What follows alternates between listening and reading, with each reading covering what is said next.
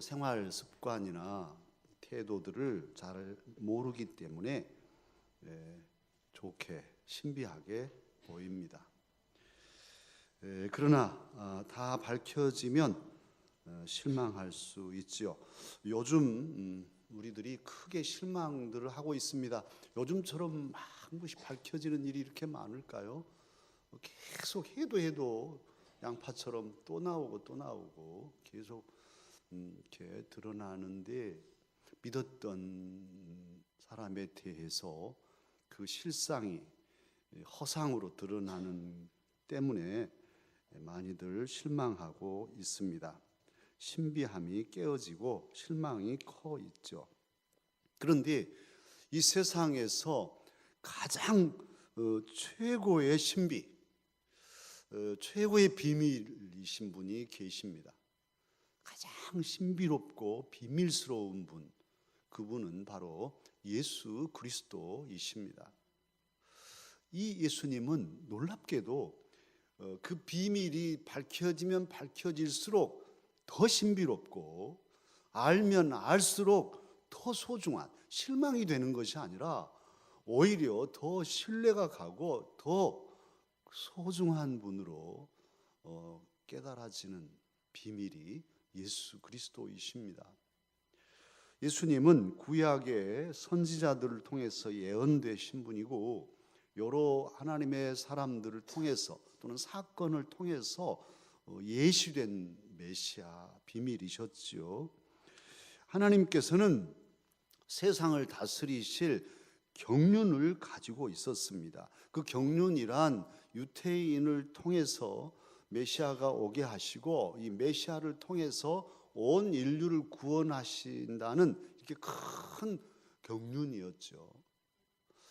오늘 그 경륜에 대해서 본문 2절에서는 은혜의 경륜이라고 말하고, 9절에서는 비밀의 경륜이라고 말씀합니다.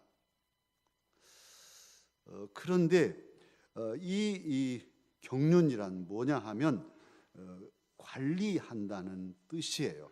가정을 관리한다 할 때 그때도 경륜이 쓰여집니다.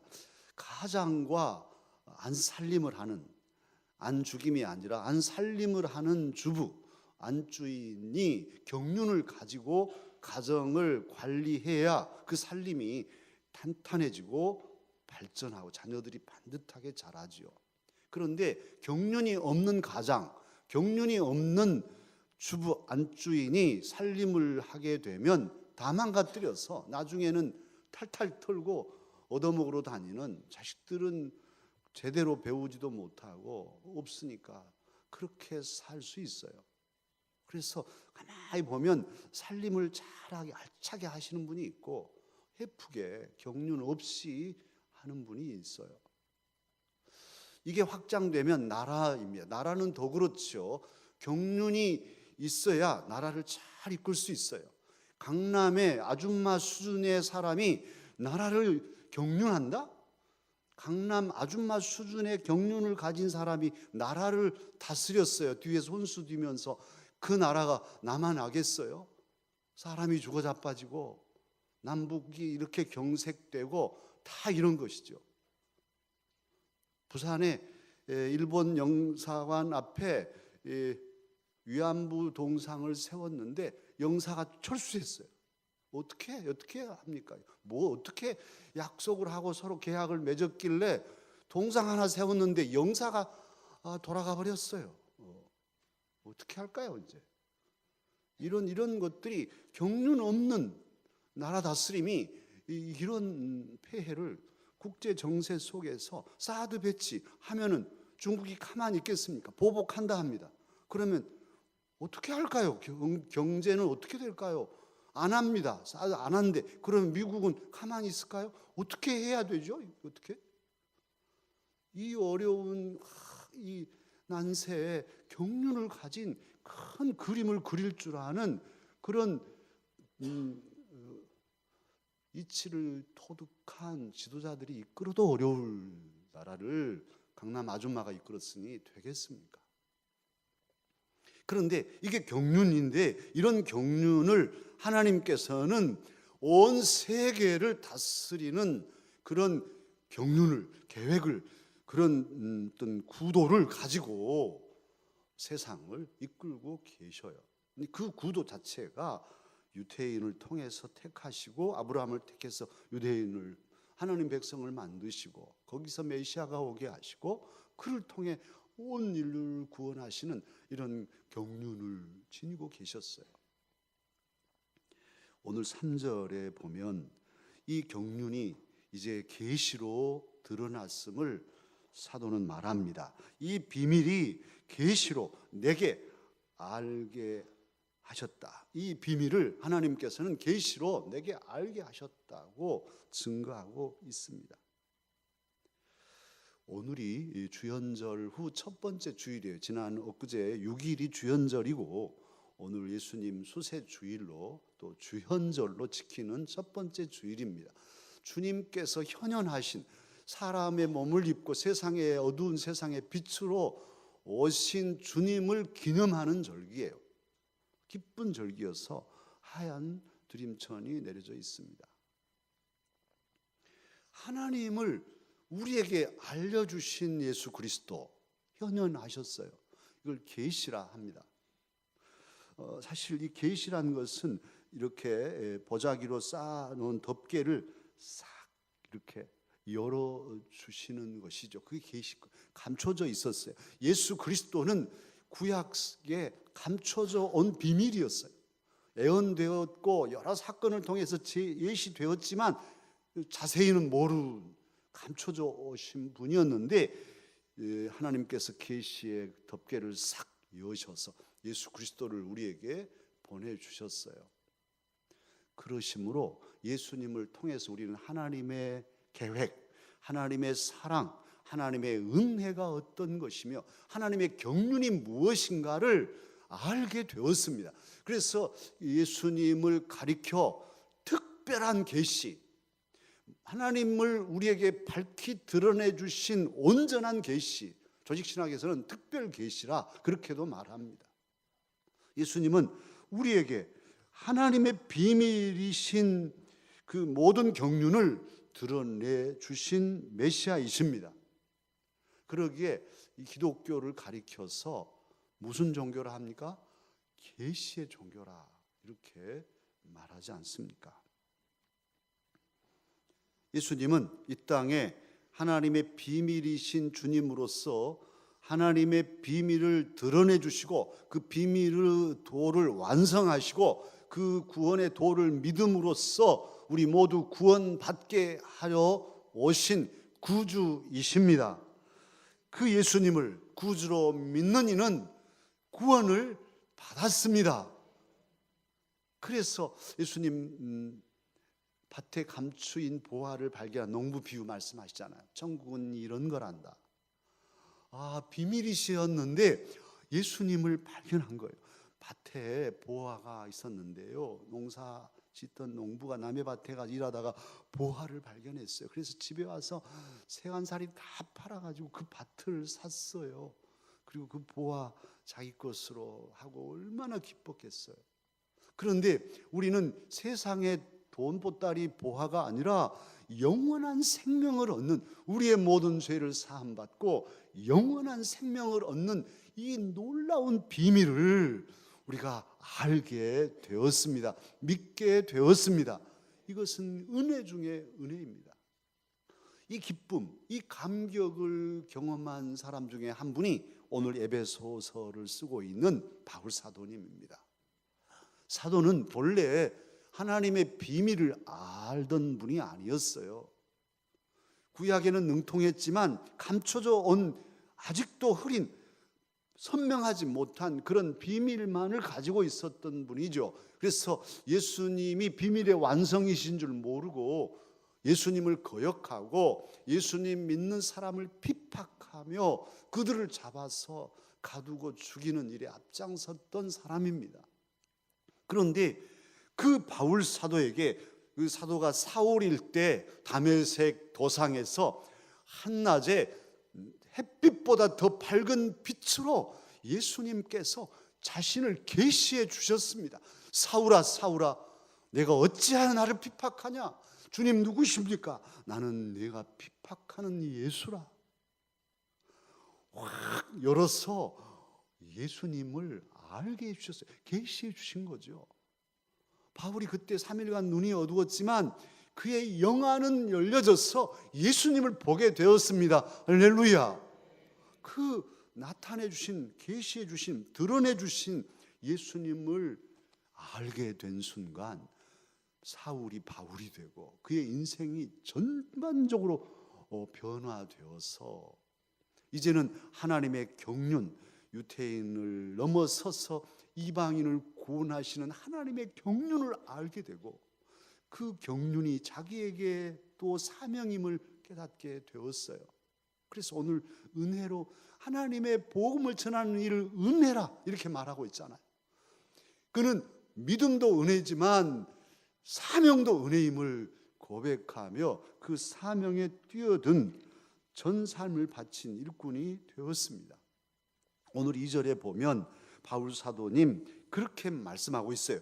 너희를 위하여 내게 주신 하나님의 그 은혜.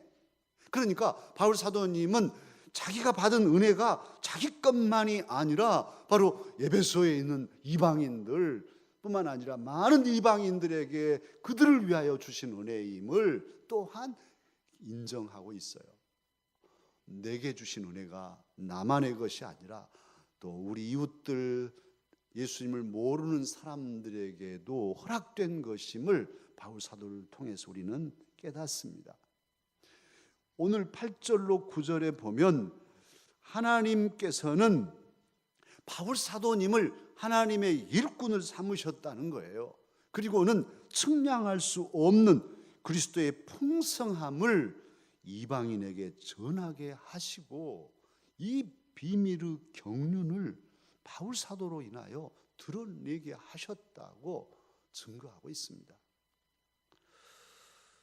사랑하는 강사 여러분, 이러한 은혜를 바울 사도가 받고 보여준 그의 태도는 무엇일까요? 우리도 참 본받아야 할 모습인데요. 오늘 본문에 그게 나와 있어요. 바울 사도님은 이 놀라운 하나님의 경륜을 사명으로 받고 이 비밀을 깨닫게 되었을 때, 계시로서 알게 되었을 때 불가항력적으로 밀고 들어오시는 예수 그리스도를 그가 경험했을 때 그는 결단합니다. 오늘 8절 보시면 그는 겸손한 일꾼이 되었어요. 모든 성도 중에 지극히 작은 자보다 더 작은 나 이렇게 표현합니다. 바울 사도는요 배울 만큼 배운 사람이에요. 최고의 학부를 이수했어요. 가말리엘이라는 그 당시 최고의 랍비에게 율법과 모든 유대의 전통을 탈무드를 정통으로 배운 사람이에요. 그리고도 헬라 철학에 능통해서 아테네에서 철학자들과 토론을 할 정도로 그런 사람입니다. 로마 시민권자입니다. 자랑하면 자랑할 거리가 마주 수두룩한 사람인데 그가 은혜를 안 다음에는 예수님의 계시로 하나님의 비밀을 알게 되었을 때는 그의 마음이 납작하게 엎드려져서 나는 모든 성도 중에 지극히 작은 자보다 더 작은 사람입니다. 티끌 속에 티끌보다 못한 사람입니다. 자기를 알게 되는 거예요. 칼빈 선생님의 말씀이기도 합니다만 하나님을 알면 하나님을 깊이 알수록 그런 이들은 자기를 아는 거예요. 그런데 하나님을 모르면 자기를 몰라요. 내가 뭔 잘못했는데요? 검사님 왜 그걸 나한테 물어보십니까? 이런 뻔뻔스러움이 어디 있어요? 몰라. 자기 죄를 모르는 거예요. 그런데 하나님을 알면 티끌 같은 죄도 다 드러나기 때문에 내가 티끌 속의 티끌임을 지극히 작은 자보다도 더 작은 자임을 인정하게 되는 거예요. 오늘 바울 사도님 그런 겸손함으로 주님의 은혜 속에 있습니다. 다른 고린도전서 15장에서는 만삭되지 못하여 난 자 같은, 그러니까 10달 차고 아기들이 태어나야 되는데 10달도 못 채운 칠삭둥이, 팔삭둥이 같은 못난입니다. 이렇게 고백하고 있어요. 나는 죄인들 중에 두목, 괴수 죄인입니다. 이렇게도 고백하죠. 바울 사도님은 그렇게 자기 자신을 비하시키고 자학하는 것이 아니라 겸손함으로 정말 진솔하게 자기 자신을 낮춰서 하나님 앞에 엎드리고 있어요. 사랑하는 강사 여러분, 은혜를 아는 사람은 교만하지 않습니다. 부모님의 은혜를 아는 사람, 그 부모님 앞에 쪼그라들어서 볼품없는 부모님이지만 납작 엎드려서 큰절을 올려요. 큰절을 올려 보셔야 한번 가슴이 찡합니다. 눈물이 핑 돌아요. 부모님 앞에 큰절 올릴 때. 왜냐하면 그분의 은혜를 아니까. 지금은 볼품이 없지만 당신의 최선을 다해서 우리를 길러주신 그 사랑을 알기 때문에 장성한 아들도, 대통령 아들도 무릎을 꿇고 부모님께 절을 올리는 것이죠. 은혜를 아는 자녀는 겸손해요. 하나님의 은혜를 아는 사람, 하나님의 은혜를 아는 일꾼들은 겸손합니다. 겸손합니다. 백걸난망입니다. 수고하고 애쓰고도 저는 무익한 종입니다. 할 일을 했을 뿐입니다. 내가 이 교회 내가 아니었으면 이렇게 나같이 일하는 사람 있어? 이렇게 하지 않습니다. 진정 하나님의 은혜를 아는 사람은 최선을 다하고도 저는 할 일을 했을 뿐이죠. 그래도 부족합니다. 주님의 은혜에 대하면 백걸난망입니다. 무엇으로 그 은혜를 갚을까요? 어떻게 해야 갚을까요? 갚을 수 없는 은혜인 거죠. 그래서 감사함으로, 기쁨으로 헌신하죠. 누가 알아주든지 안 알아주든지. 오늘 바울 사도 은혜, 그 은혜를 알고 겸손하게 엎드립니다. 그리고도 이 은혜를 아는 사람은 겸손한 일꾼으로 헌신하고 충성하지요. 오늘 바울 사도 이 하나님의 비밀, 은혜의 경륜을 전파하는 일에 자기의 전 삶을 바쳤습니다. 에베소서를 쓰고 있는 바울인데요. 이 에베소서를 어디 휴양 바닷가 좋은 데 가서 호텔에서 맛있는 것 마셔가면서 텔레비 보면서 지금 에베소서를 쓰고 있는 게 아닙니다. 바울 사도는 지금 감옥에 갇혀 있습니다. 내일 죽을지 모레 죽을지 모르는 감옥에서 그는 오늘 에베소에 있는 성도들과 강서에 저와 여러분에게 이 편지를 쓰고 있는 거예요. 나는 지극히 작은 자다. 그리고 이 놀라운 비밀과 경륜을 내게 알게 해주셔서 이것은 너희를 위하여 내게 알려주셨는데 이제 이것을 너희들에게 전하게 했으니 내가 이 편지를 쓴다. 지금 그러고 있지 않습니까? 사도의 이 수고와 이 정신, 이 선교적인 열정은 계속 대를 이어서 오늘 저와 여러분에게도 복음이 전해지는 역사를 이루었습니다. 저 지중해 연안에 저 서쪽 해지는 쪽 저 끄트머리에 있는 땅에서 복음이 전해져서 이 동쪽 동해바다의 이 태평양 이 끝까지 복음이 전해서 이 조선 땅에 예수님의 복음이 전해지고 저와 여러분이 예수님, 비밀이신 예수님, 그렇게도 감춰져 오던 신비한 비밀을 알고 믿게 되었습니다. 이게 은혜가 아닙니까? 이게 하나님의 은혜의 선물, 오늘 본문에 은혜의 선물이라고 하는데 사실은 믿음도 은혜의 선물이고 사명도 은혜의 선물입니다. 선물로 우리가 예수님을 알게 됐어요. 믿게 됐어요.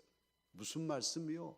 내가 믿습니다. 내가 믿겠습니다. 이렇게 해서 믿는데 무슨 말씀이에요? 그렇지 않아요. 내가 믿겠습니다. 믿습니다. 이건 신념일 뿐이지 정말로 믿어지는 예수님의 십자가를 생각하면 가슴이 뜨거워지고 눈시울이 젖어드는 이게 그냥 되는 일이 아닌 거죠.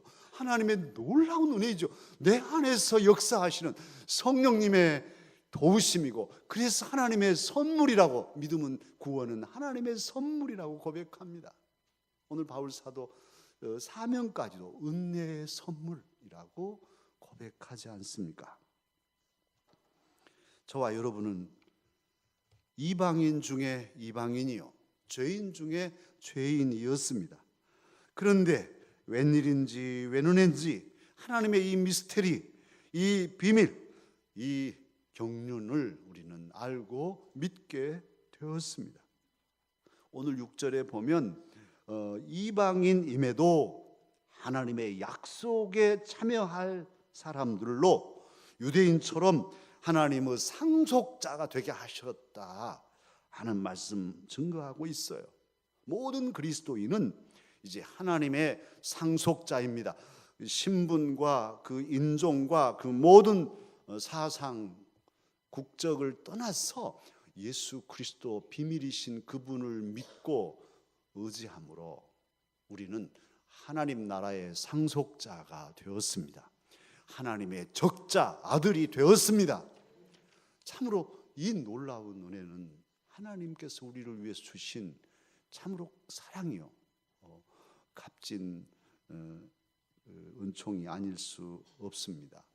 오늘 우리에게 오셔서 하나님의 비밀을 드러내 주신 예수님은 저와 여러분 중에 누가 하나님의 은혜에 감사하며 살 것인가? 누가 힘써 이 하나님의 경륜을 따라서 복음, 비밀이신 예수님을 드러내 줄 것인가 묻고 계십니다. 누가 하실 것입니까? 우리 역시 바울 사도처럼 올해 입으로 그리고 삶으로 이 예수님의 물음에 대답해야 합니다. 바울 사도님은 우리 앞서 이 물음에 대답하였습니다. 오늘 본문 7절로 9절인데요. 제가 표준 세번역으로 이렇게 발췌해서 낭송합니다.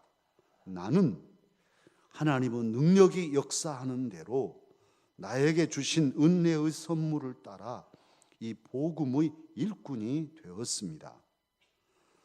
모든 성도 가운데서 가장 작은 자보다 더 작은 나에게 이 은혜를 주셔서 그리스도의 헤아릴 수 없는 부를 이방 사람들에게 전하게 하시고, 만물을 창조하신 하나님 안에 영원 전부터 감추어져 있는 비밀의 경륜이 무엇인지를 모두에게 밝히게 하셨습니다.